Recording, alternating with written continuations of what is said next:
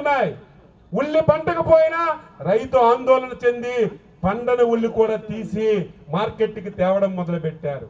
తెల్లవార్లు పేపర్లు టీవీలు చూస్తే లారీలు ట్రాక్టర్లు లైన్లు ఉండేవి. ఇది ఒక రోజుతో పని కాదు, ఇది రబీలోనే వచ్చిన సమస్య. రేపు ఇంకా ఖరీఫ్ స్టార్ట్ అయితే దీన్ని మనం తట్టుకోలేము. ఏదో ఒక ఉపాయం ఆలోచన చేయకపోతే చాలా కష్టం అవుతుంది, రైతులకి నష్టం జరుగుతుందని ముఖ్యమంత్రి గారు దృష్టిలో పెడితే రెండో మాటలేదు. రైతే మనకి ప్రాధాన్యత.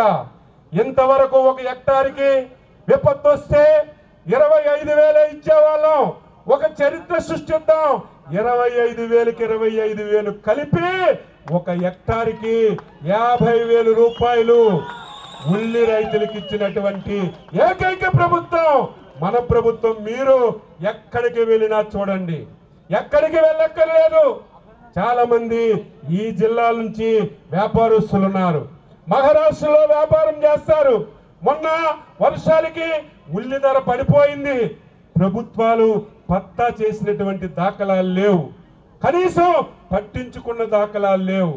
ఈరోజు చంద్రబాబు నాయుడు గారి ఆధ్వర్యంలో 130 కోట్ల రూపాయలు ఈరోజు డైరెక్ట్గా ఈ మీటింగ్ అయిన తర్వాత బటన్ నొక్కి మీ అకౌంట్లో వేసే బ్రహ్మాండమైనటువంటి కార్యక్రమాన్ని తీసుకున్నాం.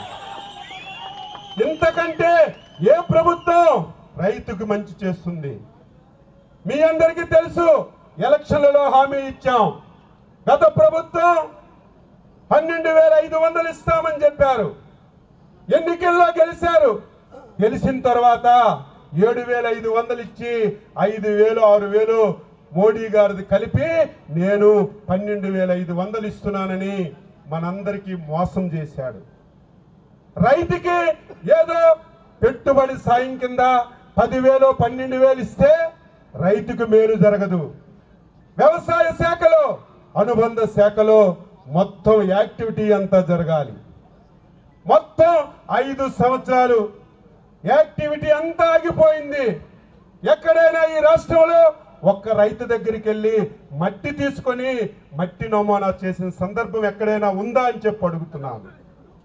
గత 5 సంవత్సరాలు రాయలసీమ ఈ జీవితంలో ఎప్పుడు మర్చిపోకూడదు. చంద్రబాబు నాయుడు గారు 5 సంవత్సరాల్లో రాయలసీమలో హార్టికల్చర్ వస్తుంది, నీరు తక్కువగా ఉంది, పంటలు బాగా పండుతాయి. దీనికి ఉపాయం ఏంటంటే చంద్రబాబు నాయుడు ముఖ్యమంత్రిగా అయినప్పుడు